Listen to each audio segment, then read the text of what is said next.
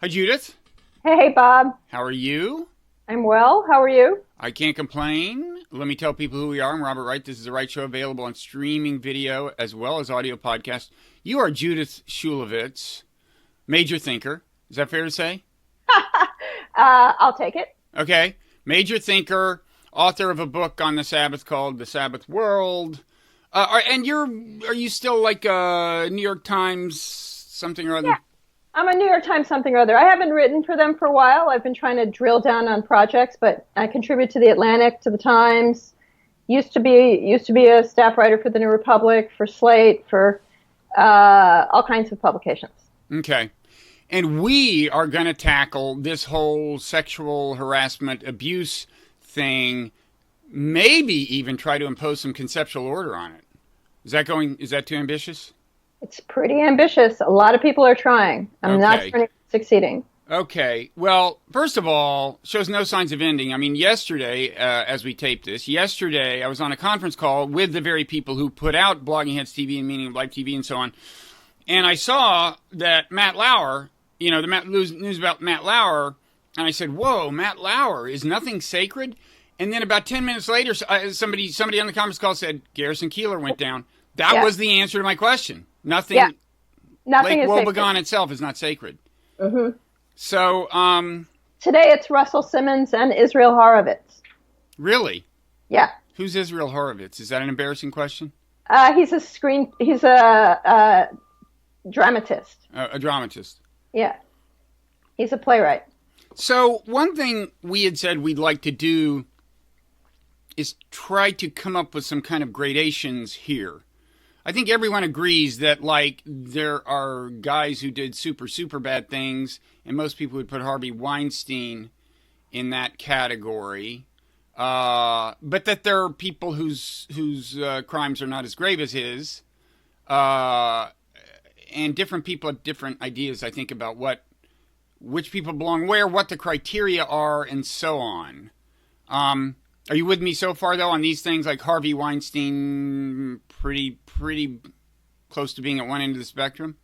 Yeah, I would put him at one end of the spectrum. But I want to go back and say crimes isn't the right word. Right, here. I used that too loosely.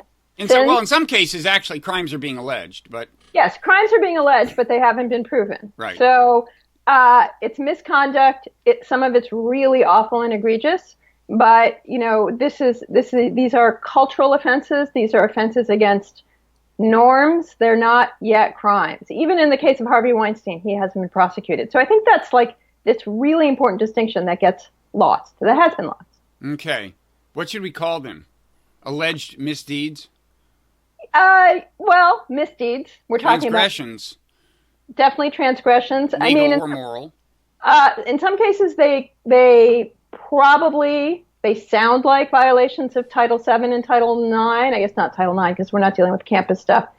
So they are civil rights violations. But yeah, I don't want to keep using alleged because, it sounds ridiculous. But let's just stipulate a big alleged right here. Okay, remind us of Title VII. What is the deal? What is Title VII? It's just the basis of the Equal Employment Opportunity rules, and it says you should not be discriminated on the basis of sex and on the basis of, I can't remember if it says sex or gender. I think it says sex because it's old.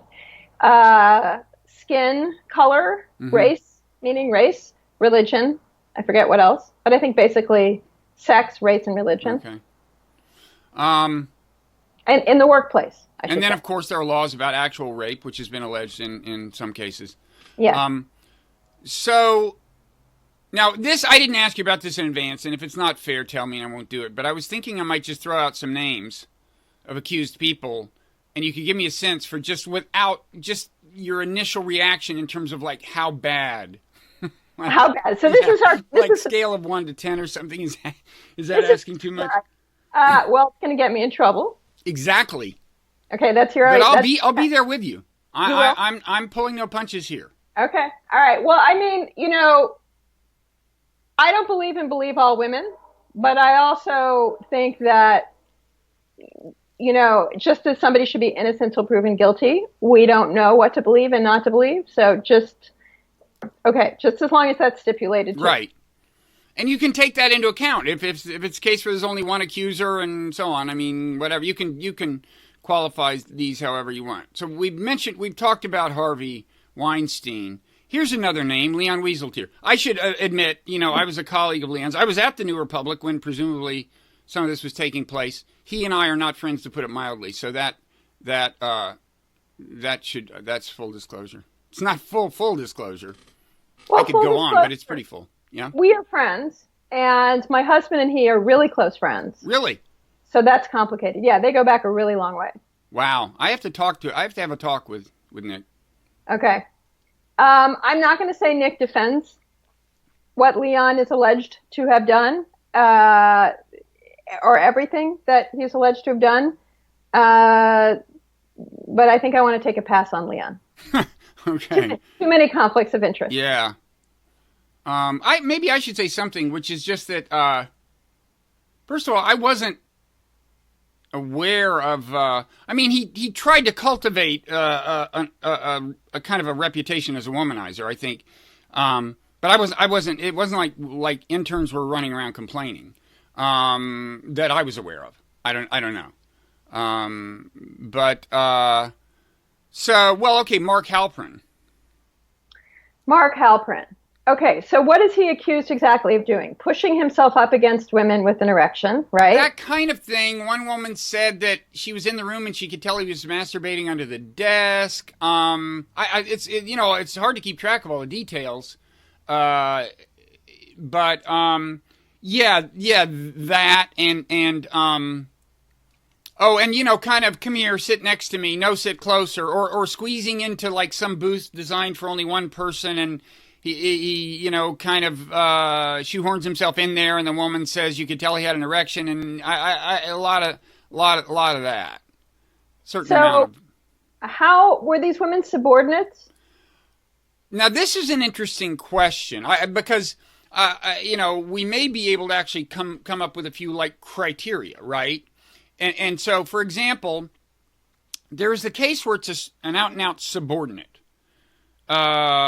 With Charlie Rose, that was sometimes the case. With right. Leon, I assume some of these women were his interns specifically, as opposed to just free-floating interns, in which case that would be the case. And then there's the more fluid situation where you just have a lot of influence.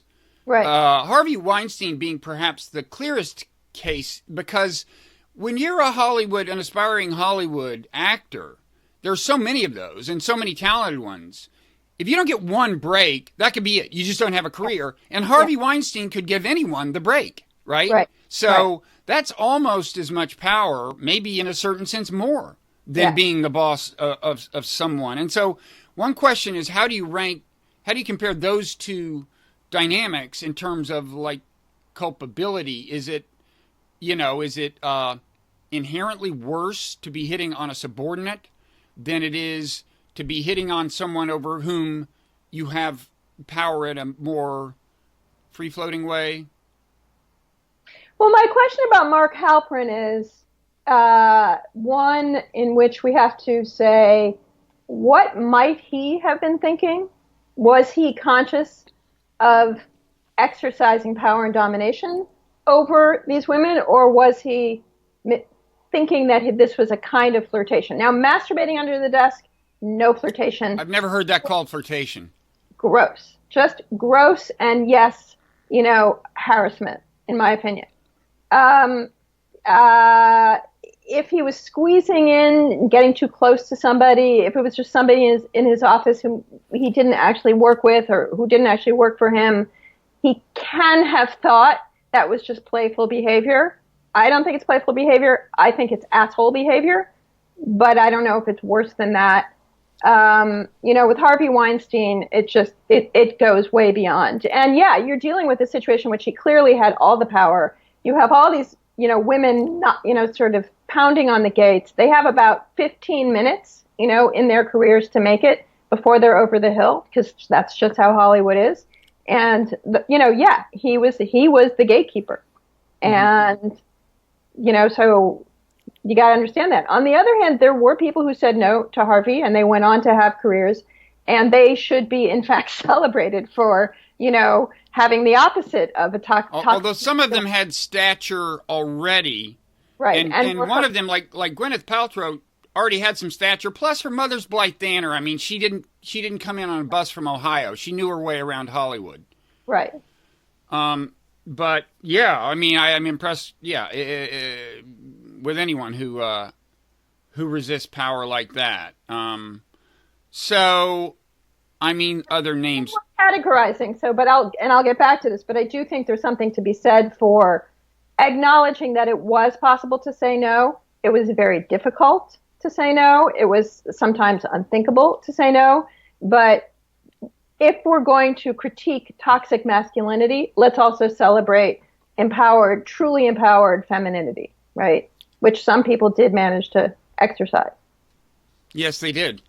And I think some people chose, can't name one, but I'm pretty sure some people basically said, well, then I'll just have a different career if this is Hollywood, right? I mean, I think there are people who attribute one way or another the end of their careers to this kind of stuff. Well, yeah, I mean that's not a positive outcome. No, that's not. That's a horrible outcome. That deserves a Medal of Honor if they make that choice. No, it doesn't. It's just tragic. It's right, but I mean, it's particular bravery and courage if you're not like Gwyneth Paltrow and you still say no. Yes, it is. If you still say no and you go on and you persist. But if you are driven out of the profession because you are so horrified by this and you realize this is the norm, which Harvey Weinstein probably could convince you of, and you leave the profession, then that's, as many have said, that's just diminishing the ranks of potential geniuses, talents, actresses, artists, and it's tragic, and it makes this moment more warranted. Mm-hmm. Does that make sense? Yeah. Okay.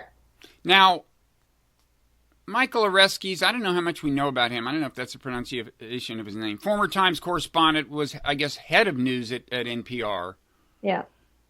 I think some of these women, I think maybe were subordinates. In any event, it was that kind of vibe. I don't know, anything. So you're the interviewer. I'm making you do all the work. You don't remember exactly what he was accused of doing because I don't. There's so many. There was like I remember a certain amount of it was under the guise of career guidance. Let's have dinner. I don't want to say too much because if I might get something wrong. Right. Was there pressure to come home with him? Was there touching? Was there... I think there was at a minimum like kind of weird or inappropriate hugs and stuff. I don't recall, with some of these it's like kissing on the lips, like with Leon, that's a thing that was not requested. But I don't know. I think it's a case where he was clearly exercising considerable power in one sense or another. There's a huge power differential, but I shouldn't say more since I'm not that well versed. This this leads to a little bit of a question. It's like, as we, and it's about the whole context of trying to do this analysis, as these things keep coming on and the waves and waves of stories, and you start losing track of kind of who did what. Right. It seems to me, are we in danger of seeing the norm that we thought was being really highlighted with Harvey Weinstein, see the norm kind of start to erode again? Because you just remember, well, there's a whole bunch of guys, and it ranges from like super creepy to just one level above boys will be boys, and like I forget who is who, and everyone seems to do it. In fact, I think this has helped Roy Moore in the Alabama race, right? Well, yeah. Most people I talk to say, well, we draw a clear line with kids, right? People below the age of consent. Yeah. But even that is kind of problematic in the case of Kevin Spacey, but we should get back to that. Yeah. But yeah, so the question I have with Michael Oreskes, and I have not written about this yet, and I have not looked into his case carefully, is, were there rules against what he did at NPR? Were you not allowed to ask out your subordinates? At a university, you definitely cannot date somebody in a graduate department or undergraduate department who is your student. That's just like, you cannot do it. Yeah. Cannot date anyone if it's a graduate student in your department, right? And if you're the head of if you're the chairman of the department or chairwoman of the department, I don't think you're allowed to date anyone in the department. You have authority over them. But outside of that, you are. What were the rules at NPR? Did he do anything other than, be socially awkward, misread cues, and somewhat abuse his power, which is going to happen because people are people, and if there aren't rules against it, should they be punished for it? But I don't know. Maybe there were rules. I don't know. I mean, the misreading cues is an interesting thing, because with some of these people, what seems to have been going on, I mean, Michelle Cottle wrote this thing about Leon Wieseltier, and the vibe from it was he just kind of systematically and very assertively tested the limits of women. Yes. Now, this included things like, I gather, with an actual subordinate, when she would do a good deed, he would like grab her by the side of the head, hands on both sides of the head, and kiss her on the forehead. And I'm sorry, call me old-fashioned. That's just totally, completely out of line if it's a subordinate. But still, what she describes is just, he's not accused of doing anything as egregious as some of these people, like Halpern, certainly like Weinstein. And, the unwanted kissing on the lips, yeah, not cool. But I will say that, like, things have changed so much, and this is another dimension of this, is that some of these things are a long time ago. Certainly back when I was at the New Republic, there was all this stuff about why didn't the men at the New Republic speak up? Well, again, it wasn't something anybody was talking about, at least when I was there. Now, later it may have been, for all I know, and much of the stuff was alleged to have happened later, almost all of it. But I will say, if we had known at the time that this was going on, what would we have done? It was not considered, it was not viewed the way it is today. What would we do? Dial 911? If we had broadcast it to everybody we knew, they would have gone, yeah, they might have well disapproved, but it was not considered a transgression the way it is now. Well, first, there was no human resources department, I'm sure. Second of all, Marty Peretz, deserves some. It was a really male magazine, especially when you were there. It was not that welcome to women, and Marty Peretz had a lot to do with that. So what were you going to do? Complain to Marty Peretz? That's number one. But I mean, if you had complained to the women who were there, yeah, Dorothy Wickenden was managing editor. Right. They'd have rolled their eyes. Well, they might have severely disapproved, but they wouldn't have called the police because it just wasn't being done then. No, it wasn't being done. The other thing is that let's take Leon. I don't want to talk specifically about what he did or didn't do and what I think about it, but Leon was about being outrageous, right? You worked with him. I worked with him. His whole modus operandi was, I am outrageous. I am outrageous toward men. I am outrageous in my writing. I am outrageous in my thinking. I am outrageous. I transgress. So it did come in the context of that, right? He tested the limits of women and he tested the limits of men, not sexually, however. The other thing about Leon is when you worked with him, okay, now I'm really going to be a jerk, okay? When you worked with him, he was a lot younger. He wasn't, age-wise, you weren't that different. Yeah, I was too, by the way. Yeah. That's the way it works. That's the way it works. So, and the women he was testing the boundaries of, to use your phrase, were more or less the same age as him. Oh, no, they weren't. And the stories from more recently, there are huge age differentials. Right. These stories are coming from like the early 2000s. We're talking decades removed. He grew up. He got older. His hair went white. His hair went white when he was like 11. I mean, his hair was always white. But anyway, this is neither here nor there. Because the age gap expanded, and it became grosser. Well, this is like Charlie Rose. I think the same thing. Like you hear this story of him like making a point of showering with no clothes on out at his estate so that some young woman can see him, and you think, Charlie, hello, you're like 75. I mean, and you realize this is probably something that started much younger, and it often succeeded, presumably.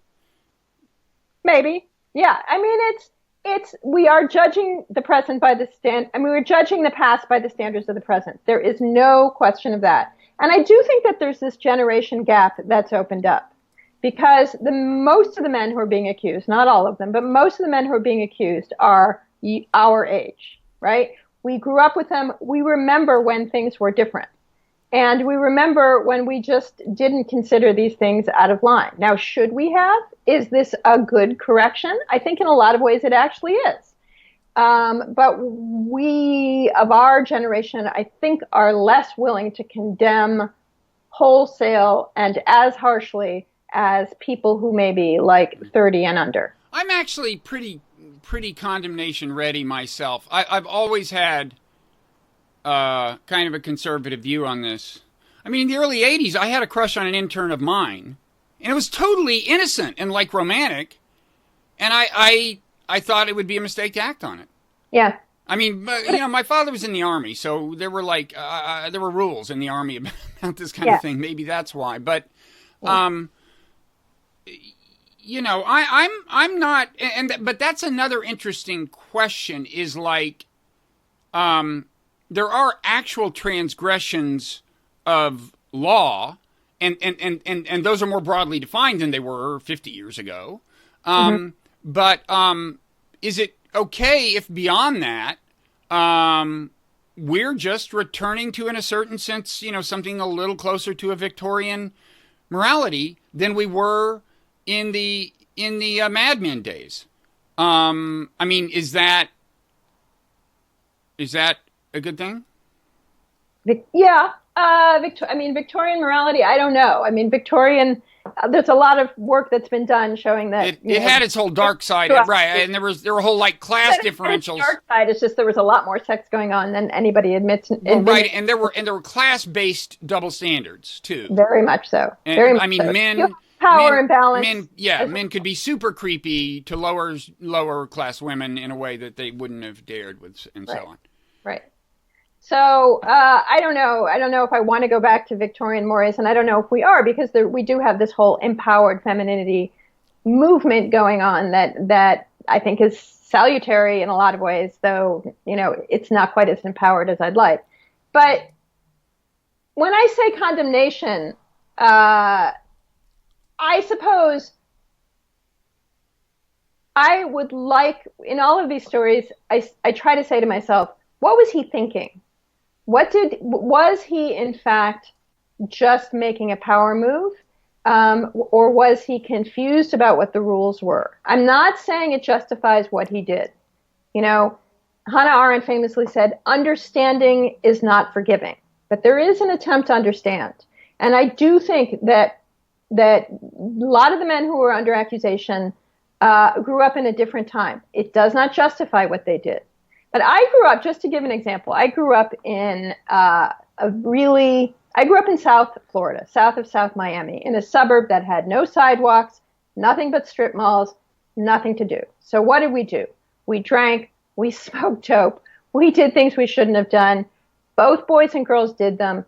Did boys take advantage of girls? Yes. Did girls go along with it? Yes. Did most of those boys grow up and become decent husbands, boyfriends, fathers? Yes. Did some of them grow up to become like the people who are under accusation? Yes.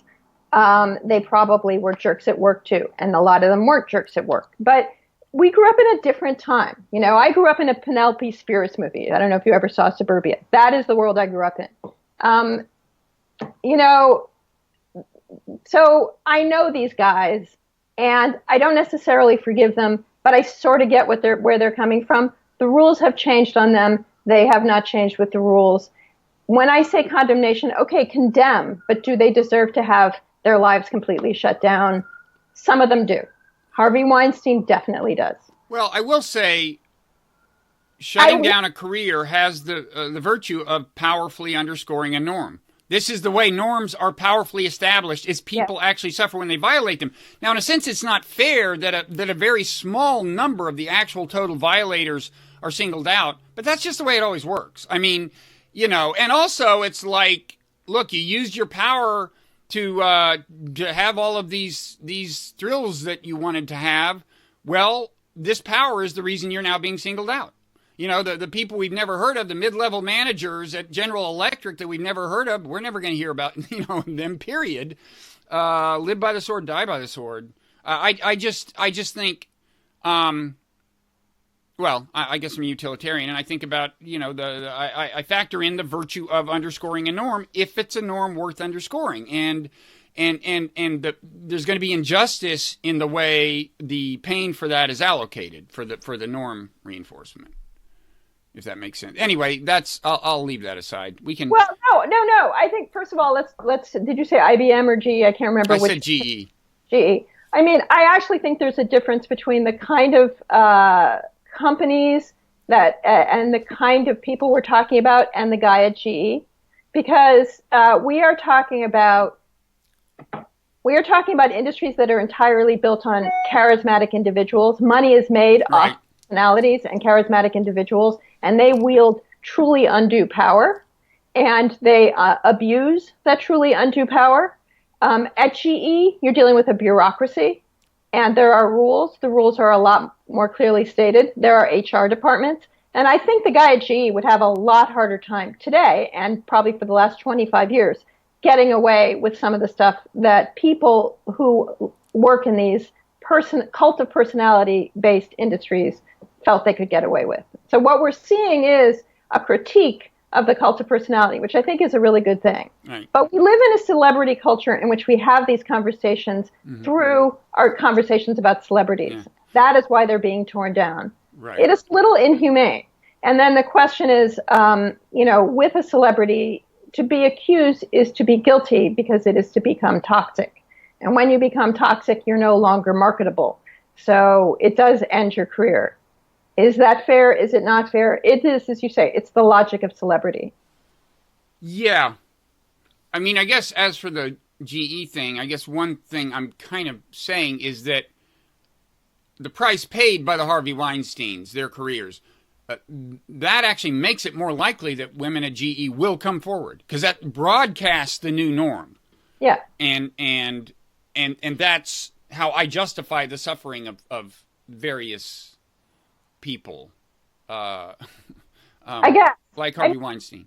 Yeah, like Harvey Weinstein, absolutely. But I don't know about other people. I do not agree with the woman at Teen Vogue who said, if some innocent people have their lives taken away, that's okay with me. No, and that's not okay with me. No, it's not okay with me.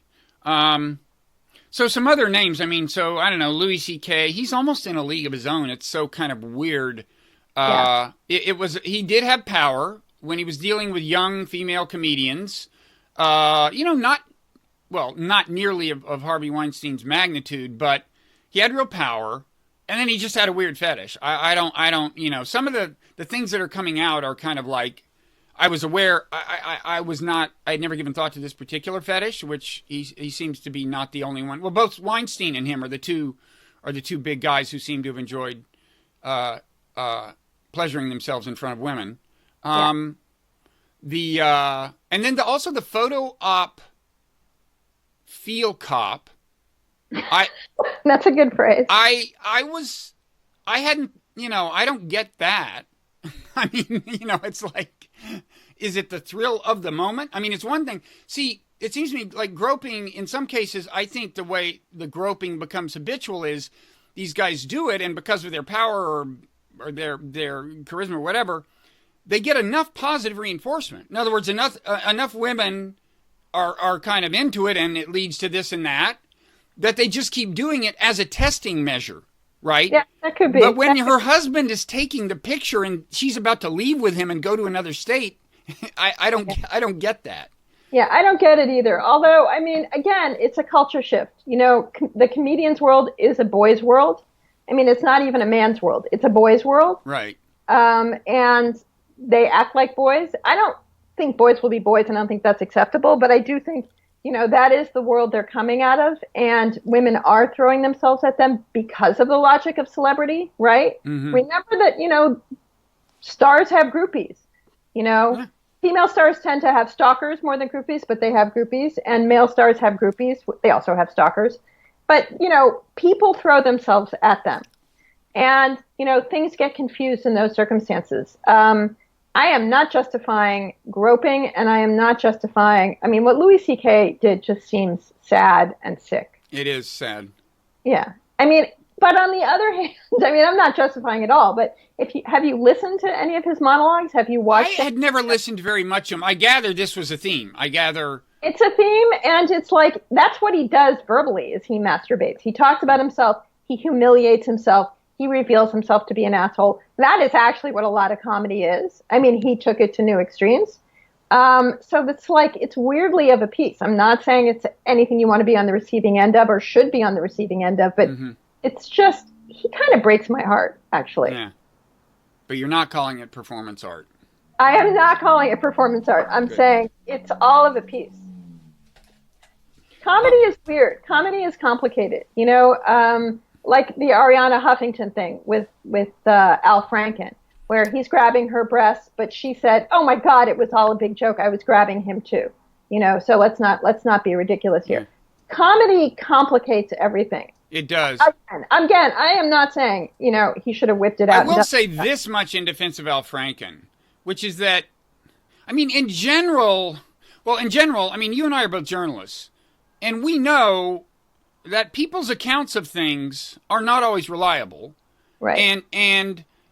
But one feature of this has been not only how everything you read is kind of taken as gospel, every even anonymous allegation, even though we know, journalism aside, we know that memory is a reconstructive thing. We know that from psychology and so on.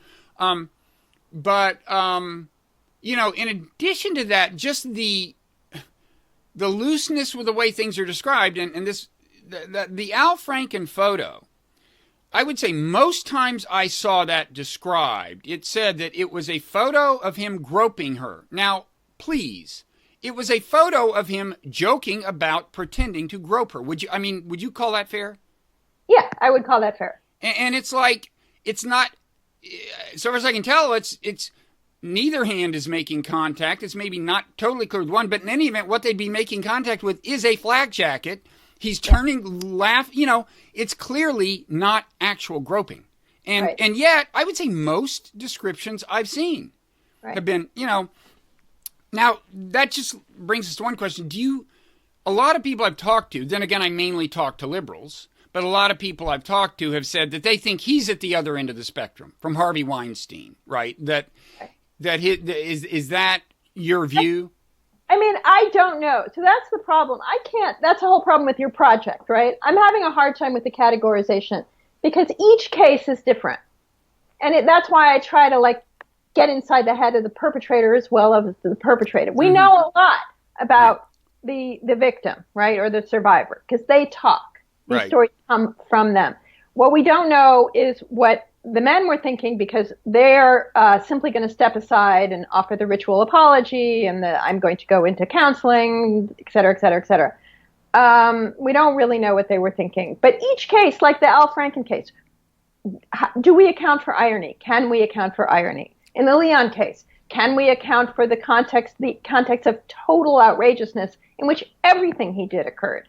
Harvey Weinstein, he's just a rapist. Forget it. Garrison Keillor. Garrison Keillor is the one who's on the other end of the spectrum, as far as I can tell. Well, we don't know much yet. He says there's one accuser, and his description of what happened is, that it was something accidental. It was like, it was like when you hug someone and oops, your hand goes up the shirt in the back, right? Yeah. That's his description. Yeah, but even if that description is false and he actually slipped his hand up her shirt, really? Is that really that terrible? It sucks. He shouldn't have done it, but is that a reason to sever contact with him and rename take his show out of circulation? And there was something about renaming the show, I can't remember, but it just seems like an extreme reaction. A slap for the hand, public humiliation, but really stripping all of, his life's work away from him, really, for putting his hand on somebody's back? That seems insane to me. I don't know. No, in a lot of cases, there's one official thing, and then people who work with him know a lot more about what's floating around about him. And but you and I don't. No, we don't. No, we don't. And we're making categories and we're putting people onto a spectrum, and you and I do not. So we can't say he did anything more. Correct. And then there's the one that's like truly absurd, which is George Bush, right? I mean, he's clearly demented. I mean, he has dementia. This much is apparent. You cannot. Yeah, but he'd probably been doing this forever. I mean, you know what his line was? You know what the line he gave to the lady was? It was something about my favorite book is? He says to her, and she says, what? And he says, David Copperfield. Yeah. But you know what? We have no evidence that he did it before. You say he probably did it before. It's the logic of celebrity, the logic of gossip, right? He probably thought about it before. We don't know if he did it before, because when you have dementia, you're disinhibited and you do stuff that you might have thought about, but you probably didn't do, or if you did it, we don't know that he did it. So let's not assume that he did it. Okay.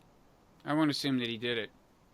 I will assume, I'm willing to assume that he thought about it, because that's what happens. Well, I thought there was actually, I mean, apparently Barbara Bush kind of rolled her eyes like, oh, George, I've told you about this. Like, you know, it was just a known thing, I think. But anyway, I mean, it's true that when a guy is like 90 whatever and in a wheelchair, it isn't quite as menacing, you know, as somebody who's got a button under his desk that locks the door, which allegedly was the case with Matt Lauer. I mean, that's rape. If that's true, that's rape. And I put him in a class with Harvey Weinstein. Yeah, although that's a good example of where I'd like to know more context about things that happened. I mean, so like it is reported that he, what shall we say, revealed his private parts and expected, I guess, oral sex. Now, I'd be surprised if there hadn't, it could be, but what we don't know is had there been at that point some degree of willing involvement in things like kissing or whatever, right? I mean, I just don't know, but as a journalist, when I read something like that, I'd really like to know, I'd like more sentences, right? Well, yeah, I'd like to know more too. I mean, you'd like to know whether there was consent. Whether there was consent with some degree of intimacy up to that point, yes. Right. Well, we have no idea. Exactly. And yet the way it reads is this guy's a total perv. In fact, the front of the Daily News today was some play on words, but it was perv. It was a picture of him and perv. And I don't think we actually know whether you know, perv is the word the way it is with, say, Weinstein. Well, I mean, it's based on the information we have, right? This is the problem with this whole thing, is we're making all these judgments based on tabloid fodder, essentially. Based on the information we have, there was no consent. She went into his office. He locked the door. He raped her. Well, if that's her account, then that's her account. I didn't realize it was quite that straightforward, but maybe that's exactly what she said, which would just be. And somebody, if there had not been previous intimacy. Oh well, that's another question. No, let's say if, because I don't know. Yeah. If there had not been previous intimacy, if she was a subordinate, if he locks the door, that's rape, right? Yeah. There's nothing for her to do. She's going to get raped. If there was previous intimacy, some kind of relationship, some kind of flirtation, and he drops his pants and expects oral sex or demands oral sex, and he's locked the door, that's still sexual assault, as far as I'm concerned. Oh, yeah, it is.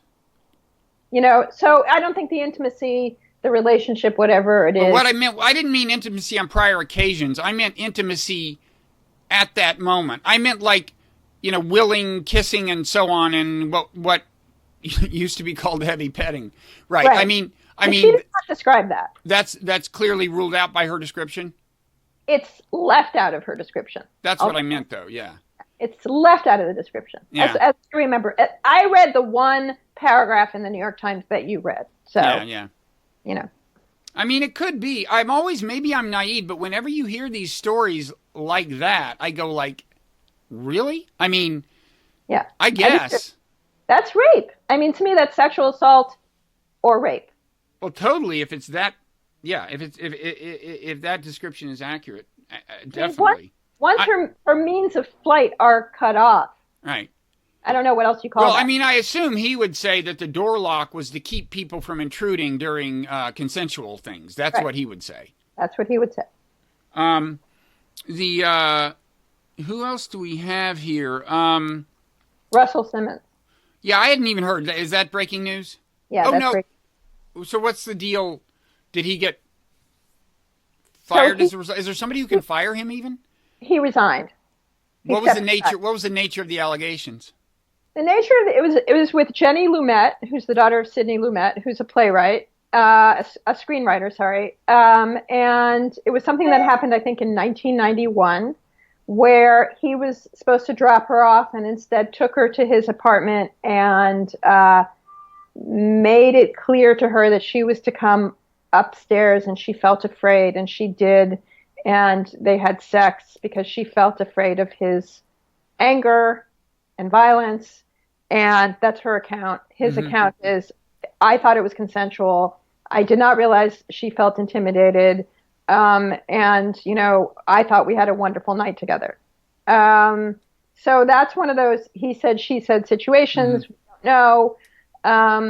And so then my question with someone like Russell Simmons is, you know, in these unclear situations, is stepping aside an admission of guilt?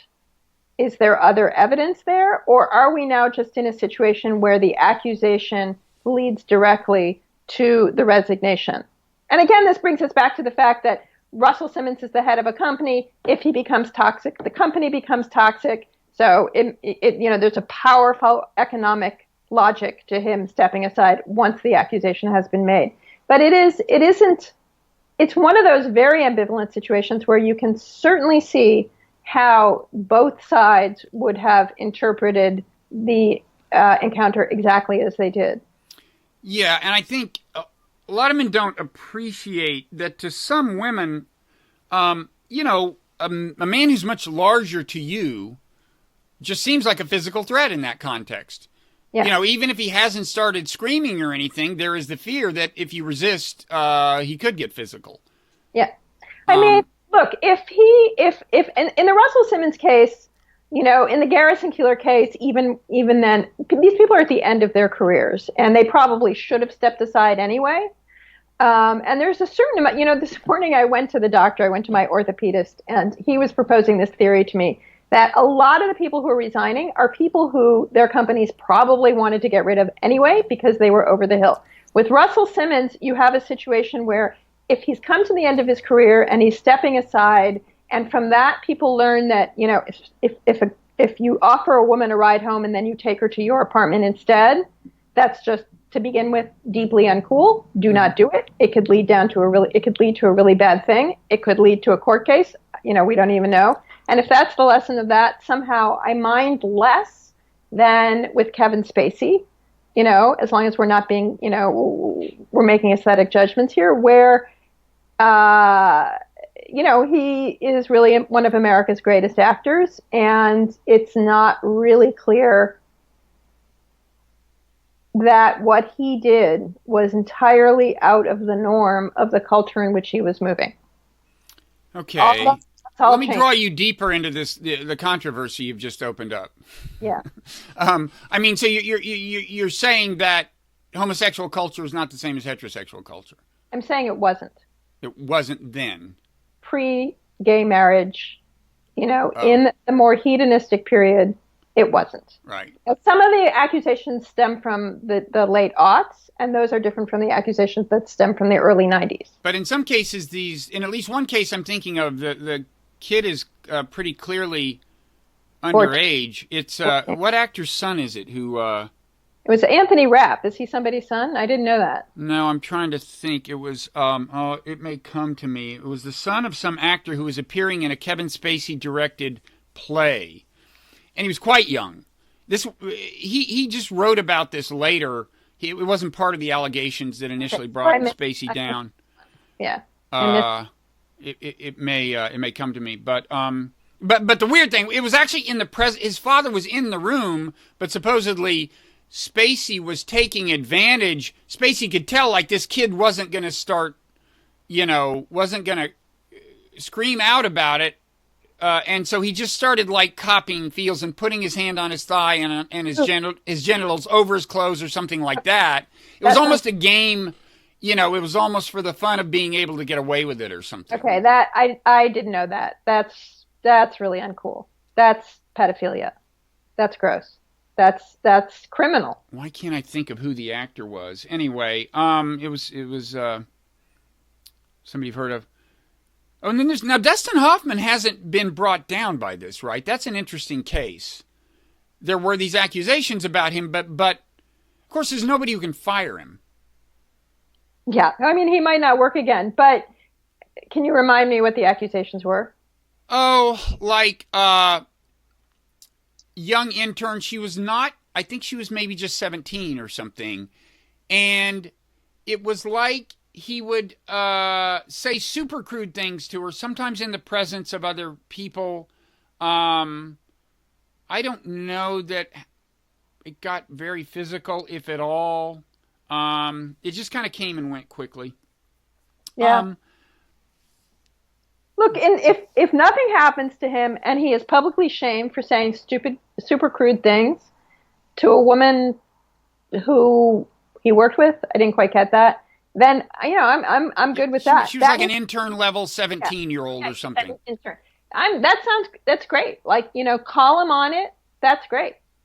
I'm all for that. I'm not sure all of it was in the presence of other people, but it was kind of understood to be part of the culture that he just did that and you let him get away with it. And when she she complained to a superior of hers at least, she just said, "No, that just happens here."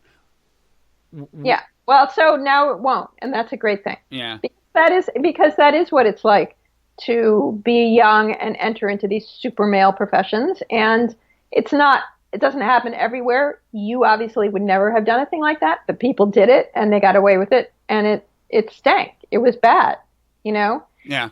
Another thing about that I was thinking about, before we did this at the doctor's, is I was in a room with a closed door with a male doctor. Then I was in a room with a closed door with a male X-ray technician, both super nice guys. Nothing was going to happen.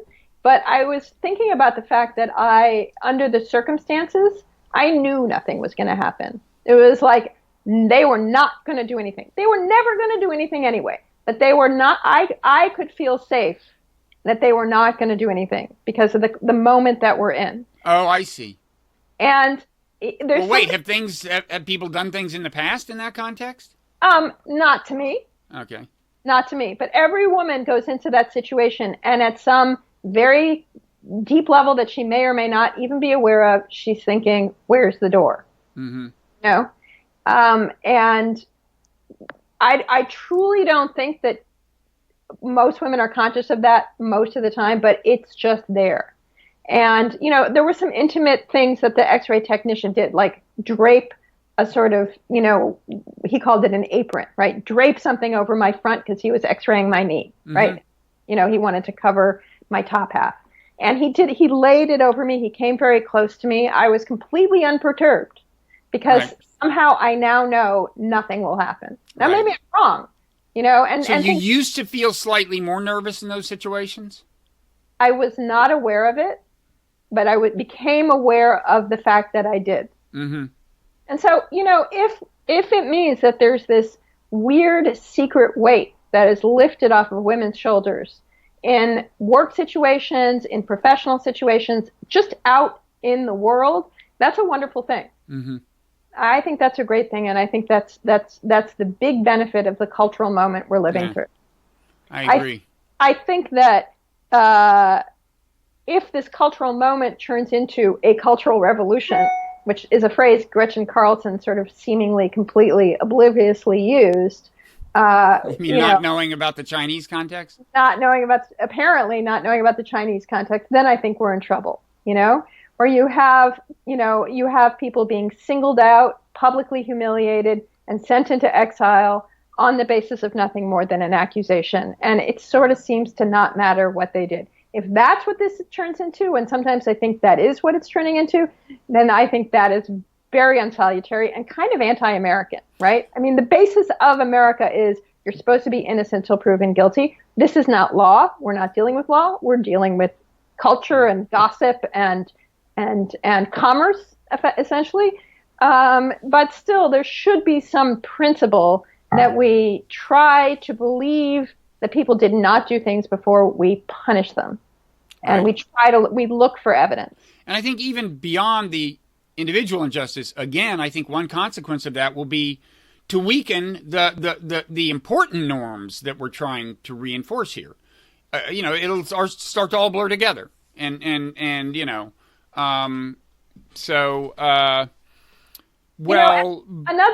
really good thing that I think might be happening, and this was just from reading the Thursday Style section, was, women are starting to question whether empowered sexuality and sort of stripping down and appearing in Victoria's Secret catalogs or walking runways half naked, whether that really is the same thing as empowered sexuality, and whether, we are participating at times in our own degradation. And it's not just expressing who we are, it's actually sort of turning ourselves into sexualized, objectified objects. And whether that's necessarily such a great thing. Now, what you're saying is different from she was asking for it. No, I'm saying, you should never, that should never be an excuse. But I am saying that there is this weird disjunction between the fact that, we live in a hypersexualized world. Little kids are wearing hypersexualized clothes. They're what are being sold in the stores. And everything is hypersexualized. And women are saying, this is great. This is who I really am. And I think that what's happening is, there's starting to be articles questioning this. I've read at least 2 in the last week and saying, maybe the way we're being objectified is also bad. Mm-hmm. And it's not so empowering. And it's not, I'm not saying it's leading to this, but it's leading to a whole general questioning of the sexual norms women have accepted. And those are some of them. Okay. I don't think it's empowered. I do think it's objectifying, personally. You know what I'd like to see change? This is almost wholly unrelated to this, but I've long wished that it would have been a consequence of feminism. Could we just make it so that when I meet a man, I shake his hand, and when I meet a woman, I shake her hand? I mean, it's like, right. There is this, what? Do we have to kiss? Yeah. I mean, it's this weird asymmetry, and it's just, my only beef is that there's an awkwardness about it, because it's like, you're supposed to, it's like if you know a man fairly well, you still shake his hand. If you know a woman fairly well, you're supposed to kiss her cheek or something. I mean, it's just too complicated, and it leads to too much awkwardness. Okay, so move to France. You got to move to France. There you kiss everyone's cheek. You kiss everyone. 3 times. That's not my preferred way of solving this problem. If you're really cool, 4 times. Anyway, this would, on at least a few of the occasions that have been described, have removed the opportunities that these men had to, sneak the hand around and touch the breast on the other side. You've heard descriptions like that. I mean, of course. Let's just go all handshake. I mean, it's a modest proposal. Okay, that's fine with me. Or go all kissing, like in France, where all men handshake. All handshake, not all kissing. No, I'm for all kissing. I like handshake. It in France. Or one way or the other. Yeah. And you could just have a label identifying which kind of person you are. No problem with kissing a man. I think that's very cool. Okay, well, we've solved that problem. Now, quickly, a couple of people in kind of odd categories, or at least one person. Glenn Thrush. First of all, he hasn't been fired. He's been suspended. New York Times correspondent. Right. Secondly, it seems to me a different kind of thing he was doing. But do you have a view on Glenn Thrush? Why does it seem to you a different thing? It seems to have always involved alcohol. Mm-hmm. It seemed he says he quit drinking months ago, and that and he's sorry and so on. But that's one difference, is that it seems to have been situations where journalists are drinking, parties, the wee hours of a party, and so on. And arguably, he'd had too much to drink. That doesn't excuse it, but it's a different kind of problem. What did he do? I'm trying to think. The one that was so well documented, at least indirectly, because the woman who felt kind of threatened by him called a friend, and then she, not long after this, the same night, this friend engaged in a text exchange with him saying, my friend, either feels threatened. I don't know if it was so on or felt threatened. And he replies, oh my God, I'm sorry I didn't blah, blah, blah. So in that case, he was just kind of hitting on her pretty aggressively, as I recall. And again, it was a case where, I don't know, she wasn't quite a subordinate, but it was one of these situations where being in Glenn Thrush's good graces could really help. She was in the early phase of her career. I don't. So what exactly did he do? I just don't recall the details of whether, probably like put a hand on a thigh, I'm guessing, like while they were sitting together and he was kind of hitting on her, but I can't say anything with confidence, so I shouldn't have. I just, made passes. What's that? He made advances. He made a pass. Oh, he definitely did that. Okay. And there was definitely a power differential. And there's always, yeah, go ahead. No, you go ahead. There will always be a power differential. I mean, that's just something we have to live with, you know? There will be power differentials, and there will be women who do it to subordinate men too, and there have been. Yeah. And I know men who talk about that. Yeah. They haven't come out and hashtag Me Too, but it happens. There are people of different ages are at different stages of their careers, and yet there is, across what you might call generations, which doesn't even make sense really, but there will be 30-year-olds who are making advances at 20-year-olds and 40-year-olds making advances at 20-year-olds, and that's going to happen. Yeah. And there will, if we don't have any rules over what power differentials are acceptable, and all power differentials are unacceptable, then we might as well just give up and let's just stop having sex altogether. I mean, how are people supposed to actually get together if, somebody who isn't in your line of command is taboo? Well, that's different than actually being in your line of command. You mean an actual subordinate? Yeah. Well, that's clear cut. You also don't think that should be verboten? No, I think that should be verboten. That should be verboten. But I think if she wasn't his subordinate, she just was a young journalist. Right. Either you then have to have rules saying, and the rules, there should be rules, right? The rules should be established, because the problem is the rules were not established. Although there should be rules saying you cannot have sex or attempt to have sex with anyone who works in your organization. Right. I mean, because there could be there might be a power differential between an up and coming young star and some over the hill journalist who the top brats are trying to get rid of. You know what I mean? That could be a power differential too. I think in some companies the explicit rule, I think Uber was like this. It's just, if they're in your line, you cannot have sex with a subordinate, but you can have sex with someone else in the company. Right. I think that's true at most companies. Yeah. Now, but there is the case, the Harvey Weinstein case, where actually, I think he has, when it comes to a totally unknown female actor, he has more power over her than an editor at a magazine has over an actual subordinate. Because the actual subordinate can quit and get a job at another magazine. Your average unknown actress, if she doesn't get a given break, may very well never get one again. So, I'm just saying it is fluid. It is definitely fluid. I mean, I do think Harvey Weinstein, created these situations in which he asked people to aid in a bet in the rape of someone. I mean, that's just clearly illegal. Right. And he should be sent to jail for a really long time, in my opinion. But, I mean, in less egregious situations, he really created situations in which people could not leave. It wasn't just that their career was on the line, right? He actually, like people said, I'll meet with you in a hotel bar, and he maneuvered them up into his room. And they said, I'll meet with you in your office as long as there are people present. And he said, of course there will be people present. And they showed up and there were no people present except him. So, I mean, he created situations that were preludes to actual rape.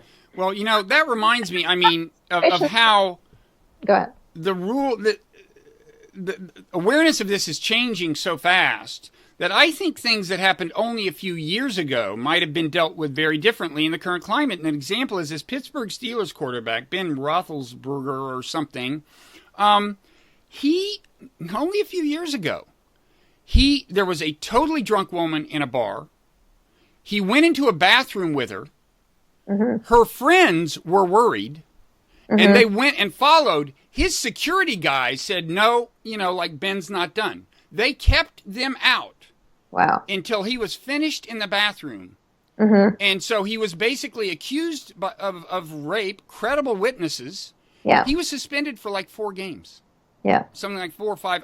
It was, maybe I've got the number wrong. It wasn't a whole season.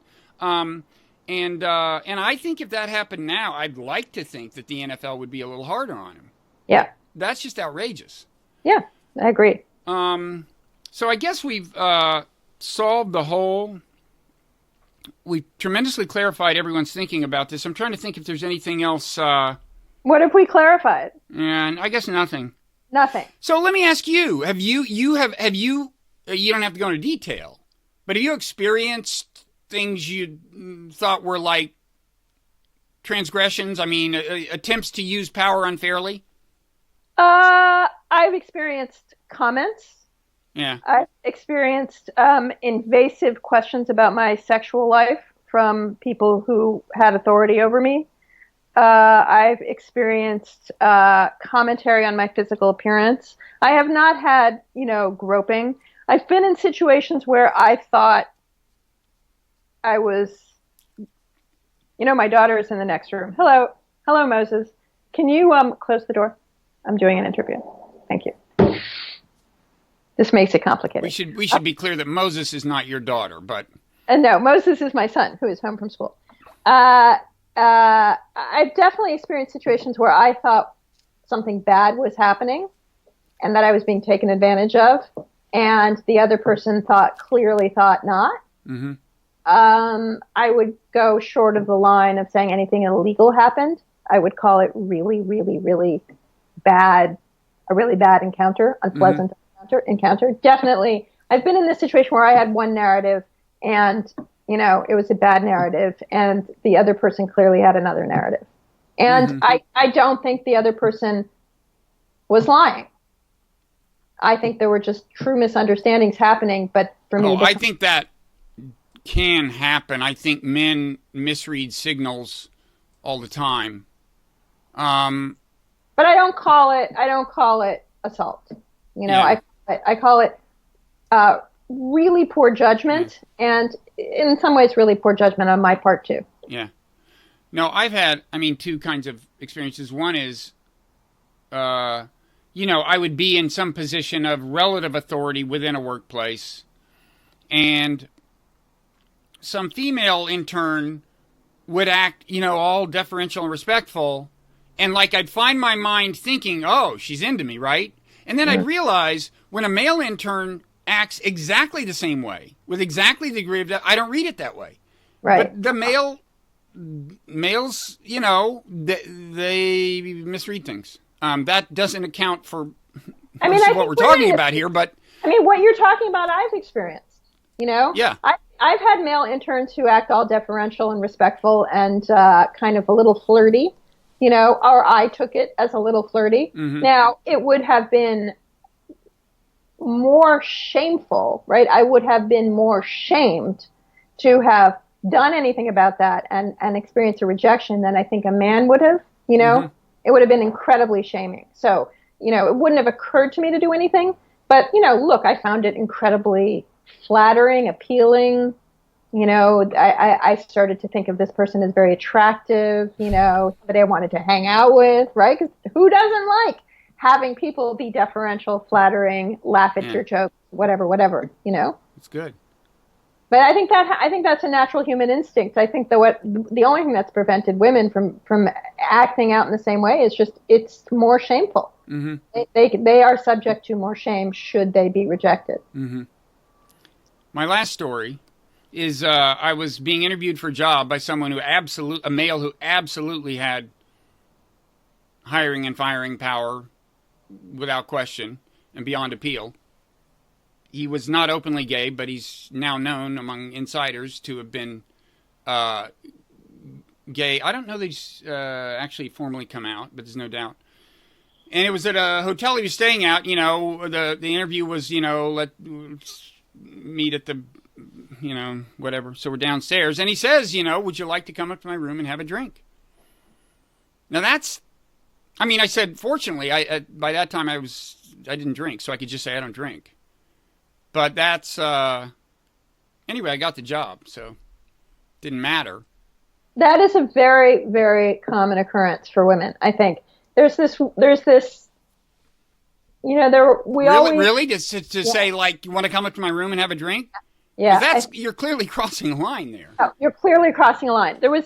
Before all this happened, it was just, everyone knew a story of somebody who slept with their interviewer, right? And didn't get a job, or did get the job because they slept with their interviewer, or didn't get the job because they'd completely, you know, revealed themselves to be unsuited, you know, to be, let's just say, a slut, right? That was the word that was used.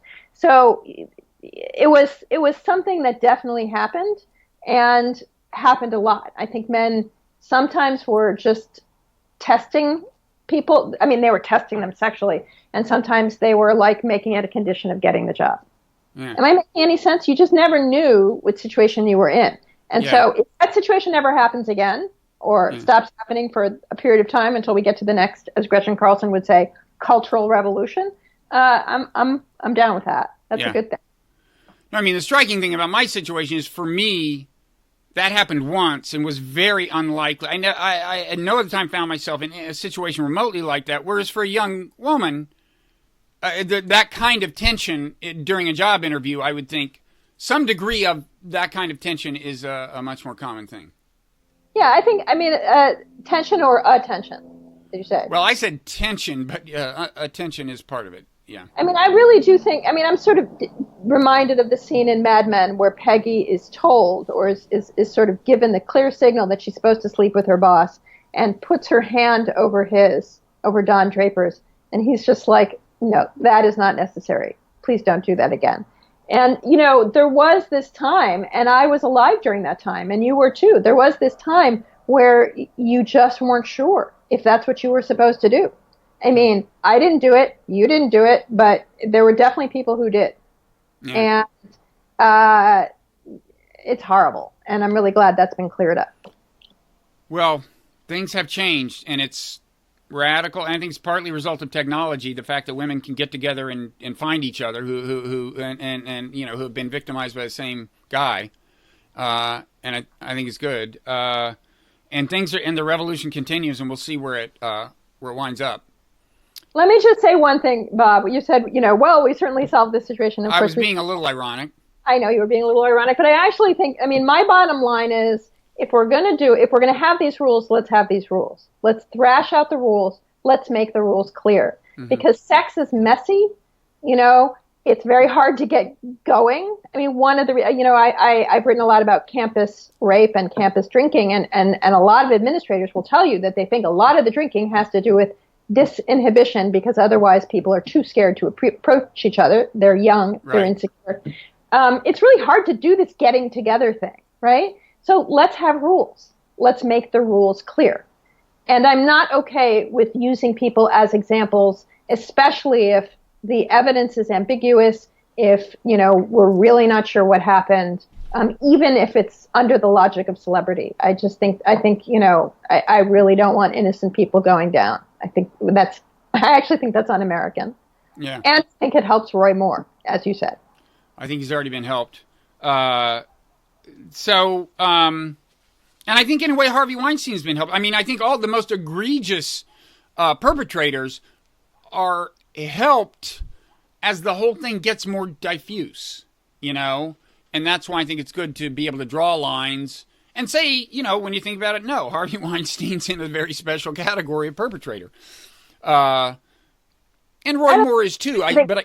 What's that? I disagree that Harvey Weinstein has been helped. I mean, he has become synonymous with, you know, horrific, grotesque rape. Well, that's true. I mean, because whenever people have this conversation, like, wait a second, can we draw some lines here? Everybody does tend to say, no, we all agree Harvey Weinstein is the worst, right? And so you're right. He has probably not been helped in a way that I suspect Roy Moore has. But But that's different. Politics is different, too. We don't have time to get into that. But politics is different from show business. Politicians don't have anyone who can fire them. But thank you. Wait a minute. Mitch McConnell might be able to fire Roy Moore. Is that going to be the case, that he might be able to? He can refuse to seat him, right? Oh, I guess there's an arcane thing. I was thinking more of like Conyers and Al Franken. Right. I didn't mention Conyers, but they have to fire themselves. Right. Unless it happens during an election and the voters fire them. Right. Anyway, I know we have to wrap it up. Yeah, we do. We didn't get to Trump, but let's leave that for another day. He gets to Trump. Yeah. Well, thank you, Judith. So where can people find your stuff? You're on Twitter for one thing, right? I am on Twitter. I've been pretty inactive on social media. Right now, I'm not publishing a lot. I'm working on some other stuff. So, but yeah, you can find my stuff in the Times, in the Atlantic, in the New Republic, in Slate. Those are the major places I've published. Okay. In the past. Well, thank you, and a fair bit for the New York Review Daily as well. That all sounds like enough. Well, next time there's a major cultural question to be sorted out, I know who to turn to. Okay. Thanks, all Bob. Right. Thank you, Judith.